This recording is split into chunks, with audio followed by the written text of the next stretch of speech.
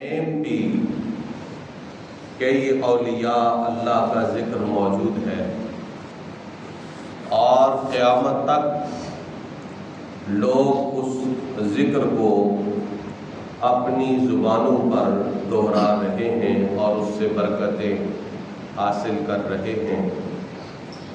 اس کی ایک مثال میں آپ کو عرض کرتا ہوں۔ حضرت لقمان جن کے نام سے قرآن مجید میں ایک پوری سورہ ہے، سورہ لقمان، اور اس سورہ مبارکہ میں جناب لقمان کے اقوال حسنہ کو ذکر کیا گیا ہے۔ صحیح اور معتبر بات یہی ہے کہ حضرت لقمان اللہ کے نبی نہیں بلکہ اللہ کے ولی ہیں۔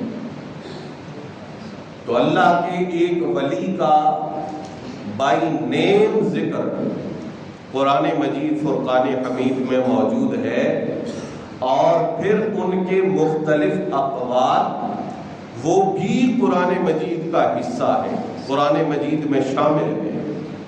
اس کا مطلب یہ ہے کہ یہ جتنی کتابیں صحیح لکھی جاتی ہیں اولیاء اللہ پر، تو اس کا بنیادی ثبوت وہ قرآن مجید فرقان حمید ہے کہ جہاں اولیاء اللہ کے اسماء اور نام بھی ذکر کیے گئے ہیں اور ان کی باتیں اور ان کے اقوال بھی ذکر کیے گئے ہیں۔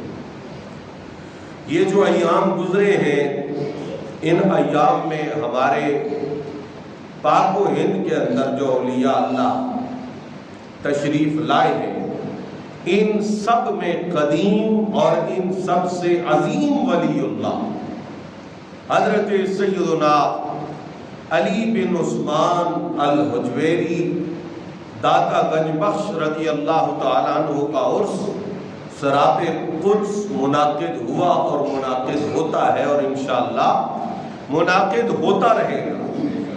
تو حضرت داتا صاحب کا ذکر خیر کرنا، آپ کے اقوال کو بیان کرنا، آپ کی ذکر کی ہوئی باتوں کو ذکر کرنا، یہ سارا پیٹرن وہ ہے جو اللہ جل جلالہ نے اپنی پاک کتاب قرآن مجید فرقان حمید کے اندر اختیار فرمایا اور اپنے بندوں کو سکھلایا ہے باقاعدہ۔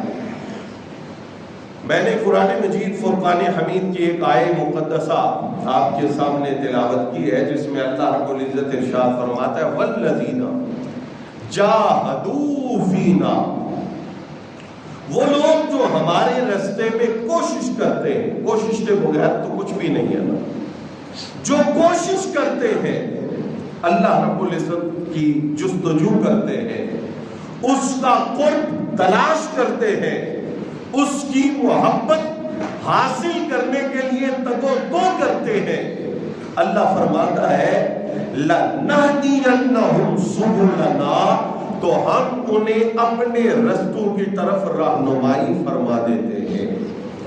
یہ تو بڑی واضح بات ہے اور اس بات کو سمجھنے کی ضرورت ہے۔ سائیکل کو پنچر لگانے کی قیمت آج بھی اس مہنگائی کے دور میں 50-100 روپے سے زیادہ نہیں ہے، چھوٹا سا کام ہے، لیکن جو شخص محنت نہ کرے، جھڑکے نہ کھائے، یہ کام بھی نہیں سیکھ سکتا۔ اللہ کا راستہ کوئی آسان نہیں ہے، اللہ کی محبت اور اللہ کی جستجو کی راہ میں قدم رکھنا کوئی آسان کام نہیں ہے۔ یہ چھوٹا سا کام، معمولی سا کام، اور کام آپ دیکھ لیں جن کو معاشرے میں بہت معمولی کام سمجھا جاتا ہے، وہ بھی محنت مانگتے ہیں، اور یہ تو سب سے بڑا کام ہے اللہ کی معرفت اور اللہ کی محبت کے راستے میں چلنا۔ لہذا محنت ضروری ہے، جد و جہد ضروری ہے، کوشش ضروری ہے، لیکن جب کوشش، محنت، جد و جہد ہوتی ہے تو اللہ رب العزت کا وعدہ ہے قرآن مجید فرقان حمید میں، فرمایا جو ہماری محبت کے لیے کوشش کرتا ہے ہم اسے منزل ضرور عطا فرماتے ہیں۔ غور فرمائیے گا، آج جو لوگ علم اور عمل سے عاری ہیں وہ صوفیاء کرام اور اولیاء اللہ پر بڑی جلدی اعتراضات کرتے ہیں، لوگوں کے ذہن خراب کرتے ہیں۔ داتا صاحب نے کشف المحجوب میں فلاں روایت لکھی، بھائی پوری کشف المحجوب سے ایک روایت پر تم اعتراض کر رہے ہو تو ہمت کرو، حوصلہ کرو، انصاف کرو، کہو کہ یہ ایک روایت کشف المحجوب سے نہ پڑھنا، باقی کشف المحجوب شروع سے لے کر ہدایت ہی ہدایت ہے، محبت ہی محبت ہے، معرفت ہی معرفت ہے، روحانیت ہی روحانیت ہے، اور اللہ کی طرف جانے کے رستے کی رہنمائی ہے۔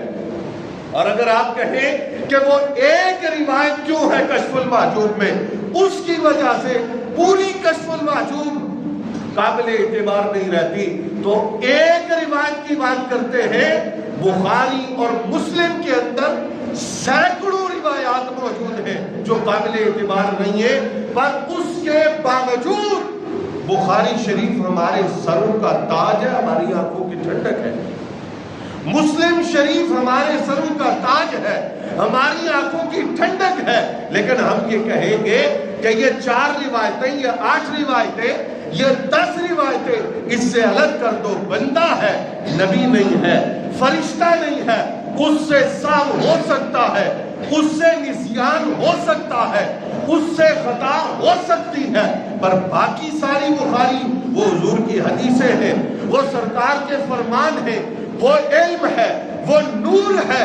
اگر صحیح بخاری شریف کے اندر، صحیح مسلم کے اندر، ترمذی کے اندر، نسائی کے اندر کچھ روایتیں آپ کو الگ کرنا پڑے گی تو آپ یہ کیوں نہیں کر سکتے کہ کشف المحجوب کی یہ ایک روایت سائڈ پہ کر دو، الگ کر دو، باقی ساری کشف المحجوب قرآن کی تفسیر ہے۔ پیار سے کہیے سبحان اللہ۔ میں آپ کو مثالیں دوں گا، ساری کشف المحجوب حدیث مصطفیٰ کی شرح ہے، آپ اس کو پڑھیں، آپ کو قرآن کی آیتیں اور اس کی تفسیر، رسول پاک کے فرمان اور ان کی شرح ملے گی۔ تو یہ پیمانہ ایک ہونا چاہیے۔ اور پھر یہاں یہ بات بھی میں عرض کرنا ضروری سمجھتا ہوں، جس روایت پر کوئی اعتراض کرتا ہے کہ یہ کشف المحجوب میں ہے، داتا صاحب نے آج خود تو وہ روایت نہیں لکھی، وہ روایت پہلے سے کچھ کتابوں میں موجود ہے اور وہاں سے آپ نے نقل فرمائی ہے۔ آپ ان کتابوں پر، ان کے مصنفین پر اعتراض کیوں نہیں کرتے؟ ایک اللہ کے ولی پر، ایک صوفی پر، ایک مرد خدا پر اعتراض کیوں ہوتا ہے؟ تو یہ بات ذہن میں رکھیے کہ کشف المحجوب شریف وہ کتاب ہے جو اللہ کا رستہ دکھاتی ہے۔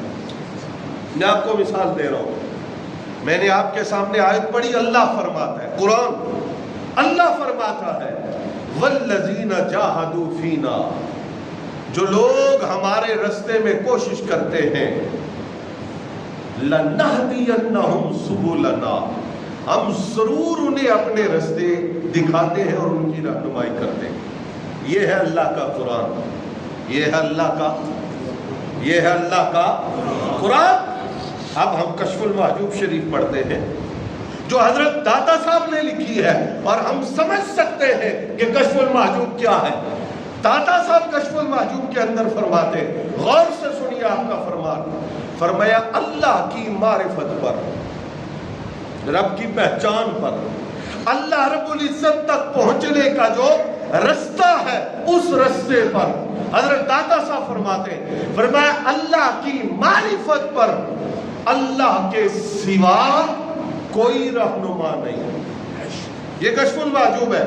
اب قرآن کہتا ہے جو ہمارے رستے پہ کوشش کرتا ہے، ہم خود اس پہ رستے کھولتے ہیں۔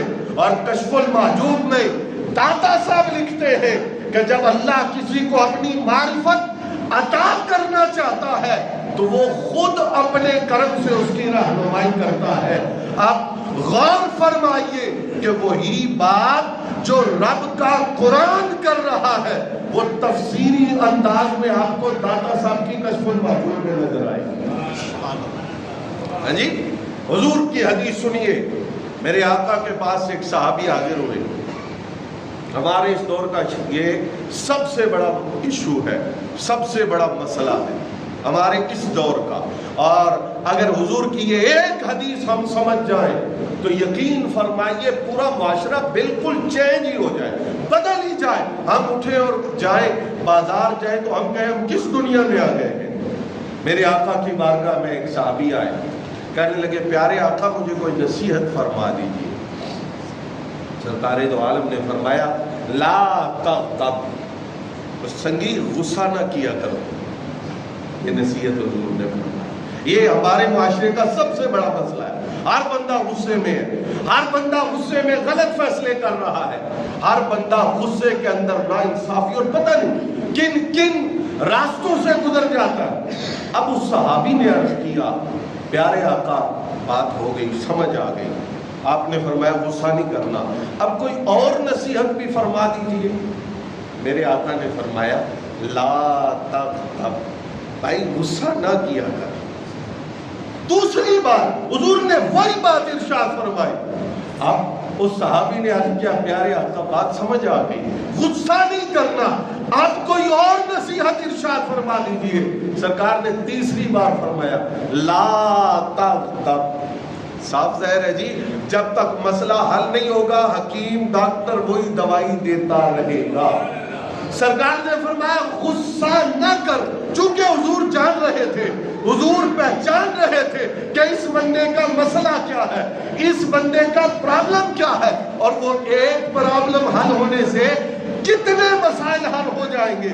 حضور نے 3 بار ایک ہی بات فرمائی غصہ نہ کر، غصہ نہ کر، غصہ نہ کر. اب حضرت داتا صاحب کی کشف المحجوب پڑھے. داتا صاحب فرماتے ہیں مجھے جب کوئی پریشانی ہوتی تھی تو میں حضرت بایزید بستامی کے مزار پہ چلا جاتا، آپ کے وسیلے سے دعا کرتا، اللہ میری پریشانی حل فرما دیتا.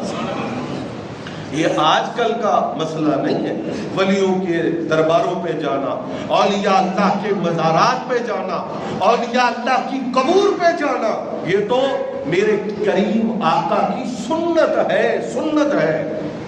جنت البقیع میں صحابہ کرام کا شمار اولیاء میں ہوتا ہے نا، ولیوں میں ہوتا ہے. صاف ظاہر ہے حضور کے دور میں جو بھی ولی تھا وہ حضور کا صحابی تھا، اس کے علاوہ تو اولیاء کی جماعت نہیں تھی نا. چونکہ ولی وہ ہے جو صاحب ایمان ہو، اور جو ایمان لے آیا حضور کو دیکھ لیا وہ تو صحابی بن گیا. سرکار دو عالم نے حضرت عثمان ابن مظعون کو جنت البقیع میں دفن کرنے کے بعد ایک بڑا پتھر ان کی قبر کے اوپر رکھا.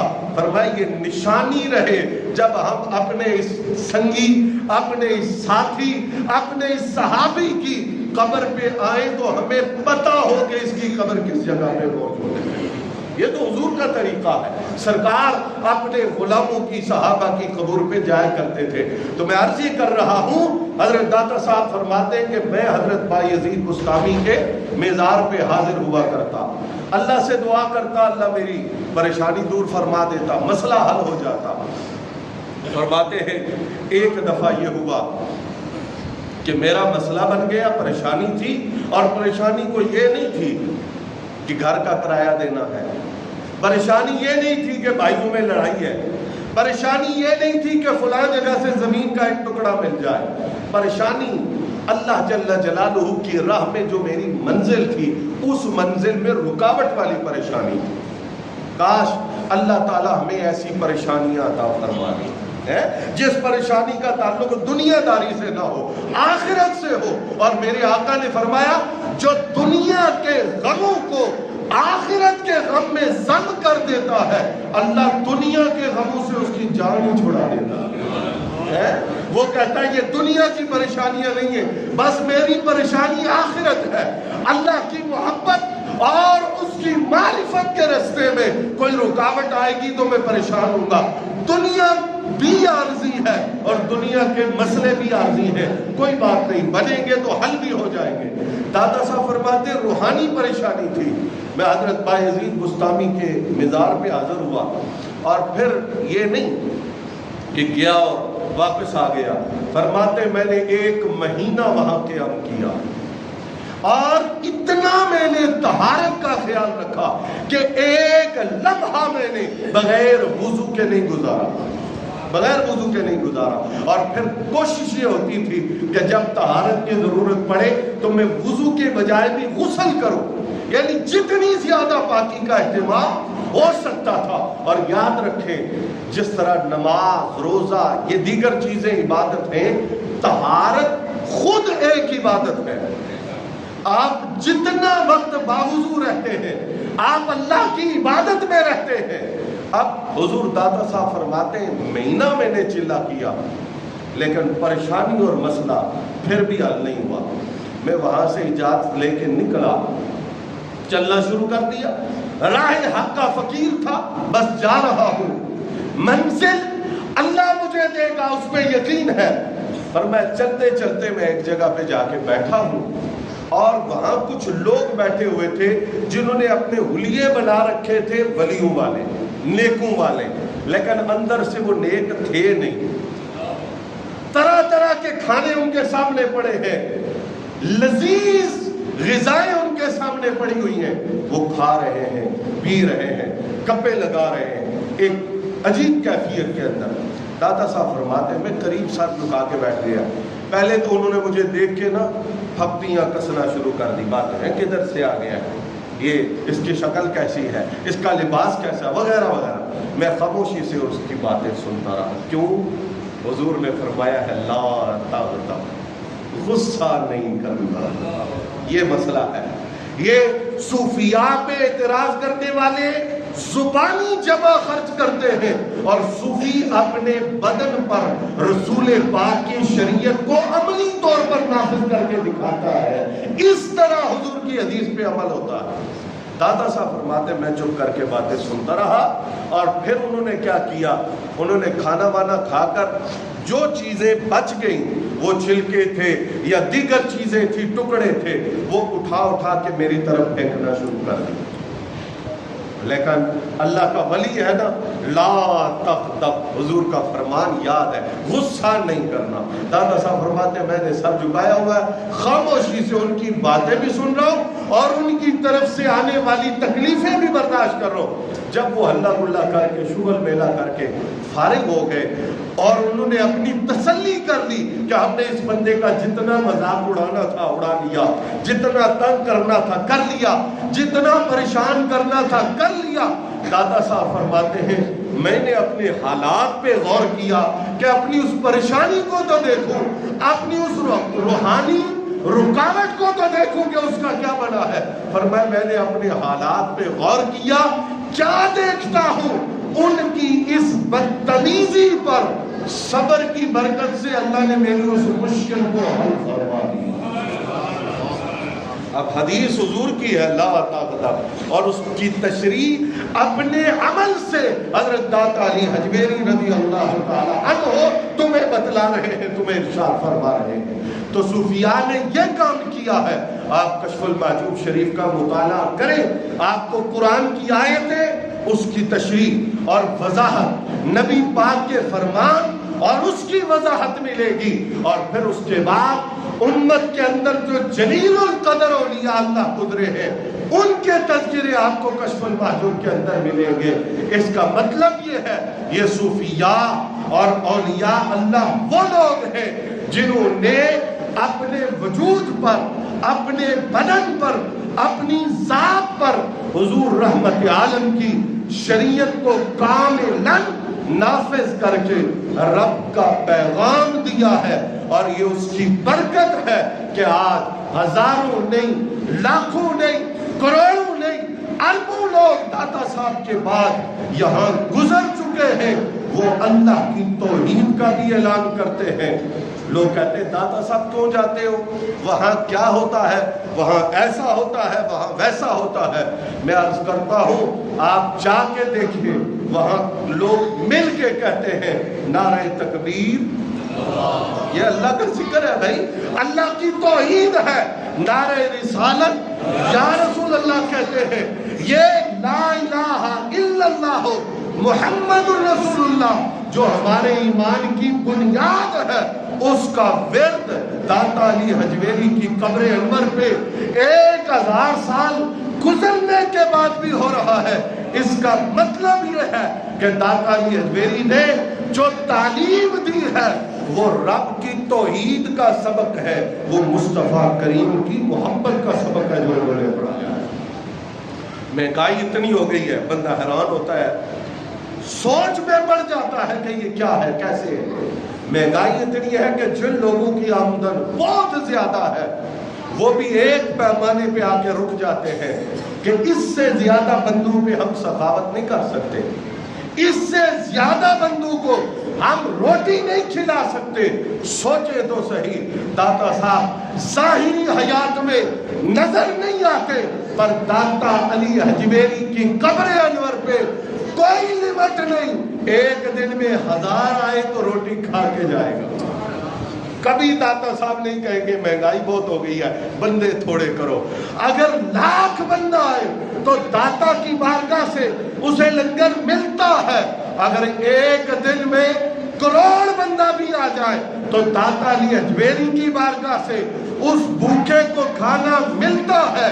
اس کا مطلب یہ ہے داتا صاحب رحمت اللہ علیہ نے توحید خدا، عشق مصطفیٰ اور خدمت خلق کا وہ سبق پڑھایا ہے جو 1000 سال گزرنے کے بعد آج بھی داتا صاحب کی قبر پہ زندہ اور جاوید اپنی آنکھوں سے ہر بندہ دیکھ سکتا۔ باقی آپ یہ کہیں کوئی جا کے حرم میں بھی غلطیاں کر لیتا ہے، کوئی جا کے مکہ اور مدینہ میں بھی غلطی کر لیتا ہے، یہ مسئلہ میرا ہے، یہ مسئلہ آپ کا ہے، لیکن جو صاحب مزار ہے، جو بزرگ وہاں تشریف فرما ہے، ان کی تعلیم اور انہوں نے جو سبق پڑھایا ہے وہ یہ 3 جملوں کے اندر ہے: توحید خدا، محبت مصطفیٰ اور مخلوق خدا کی خدمت۔ اور اگر یہ 3 چیزیں بندے کو نصیب ہو جائے تو وہ راہ خدا کا راہی بن جاتا ہے، وہ راہ سلوک پہ چلنے والا بن جاتا ہے۔ بزرگان دین، اولیاء اللہ، ہمارے اس خطہ کے اندر بالخصوص جن لوگوں نے دین اسلام کا پیغام، حضور کی احادیث طیبہ کا پیغام اور نبی پاک کی محبت کا پیغام پہنچایا، آپ حیران ہوں گے۔ آپ ہمارے سامنے 1000-2000 بندہ بیٹھا ہے، ہم کہتے ہیں اللہ، ہم کہتے ہیں یا رسول اللہ، ہم قرآن پڑھتے ہیں، بندے سبحان اللہ کہتے ہیں۔ آپ ذرا ایک لمحے کے لیے سوچیں، داتا صاحب فرماتے ہیں جب میں اس خطے میں آیا، پورے خطے میں اکیلا ہی مسلمان تھا۔ اب اس وقت اللہ کہنے کا کیا مقام ہے؟ اندھیرا ہی اندھیرا ہے۔ اس وقت رسول پاک کا نام لینے کا کیا مقام ہے؟ اس وقت قرآن سنانے کا کیا مقام ہے؟ اس لیے حضرت خواجہ غریب نواز نے کہا تھا، گنج بخش فیض عالم، مظہر نور خدا۔ یہ نور خدا کون ہے؟ حضور ہے۔ نور خدا حضرت محمد مصطفیٰ ہے۔ حضرت غریب نواز نے کہا اگر اس مدینے والے سرکار کا مظہر اور نبی پاک علیہ السلام کا بیٹا اور سرکار کا روحانی وارث اگر تم نے لاہور کی سرزمین پہ دیکھنا ہے تو نور خدا محمد مصطفیٰ کی شانوں کا مظہر وہ حضرت علی حجویری داتا گنج بخش کی صورت میں تمہیں لاہور کی سرزمین پہ نظر آئے گا۔ ناقت سارا پیر کامل کامل آرا رہنما، یہاں پر جو ناقص، یہاں پر جو ابتدائی درجے کے سالک، یہاں پر جو گناہگار ہیں وہ آتے ہیں، آپ ان پہ بھی نظر کرم فرماتے ہیں۔ اور اگر ہند کا بادشاہ حضرت معین الدین چشتی اجمیری آئے جو کاملوں سے بھی کامل ہے، داتا غریب نواز کی بارگاہ سے وہ بھی فیض لے کے پلٹتے ہیں۔ یہی وہ جگہ ہے کفر کو اور جو کفر کے نمائندے ہیں ان کو سب سے زیادہ خوف ہمارے ان آستانوں اور ان درگاہوں اور ان درباروں سے ہے کہ ہم 1 سال پبلسٹی کریں، ہمارے پاس اتنے بندے جمع نہیں ہوتے جتنے کہ بن بلائے داتا علی حجویری کے قدموں میں آتے ہیں۔ یہ ہمارے روحانی مراکز ہیں جن کی وجہ سے عالم کفر پریشان تھا ہے، اور وہ اپنے چمچے اور چیلے چھوڑتا ہے تاکہ وہ لوگوں کو ان پاک درگاہوں سے، ان پاک آستانوں سے دور کرے، لیکن یہ ان کا خواب ہے، خیال ہے، جنون ہے، محال ہے۔ جب تک یہ کائنات باقی رہے گی ہمارے آقا کے چرچے بھی عام رہیں گے، اور جنہوں نے اپنی پوری زندگیاں اللہ کی محبت اور رسول پاک کے عشق میں گزاری ہیں، وہ اولیاء اور وہ صلحاء بھی صبح قیامت تک اسی طرح چمکتے رہیں گے، اور ان کے فیض سے لوگ اپنے دامن بھرتے رہیں گے۔ اللہ پاک ان نفوس قدسیہ کے فیضان سے ہمارے قلوب و اذہان معطر فرمائے۔ وما علیہ البلاغ۔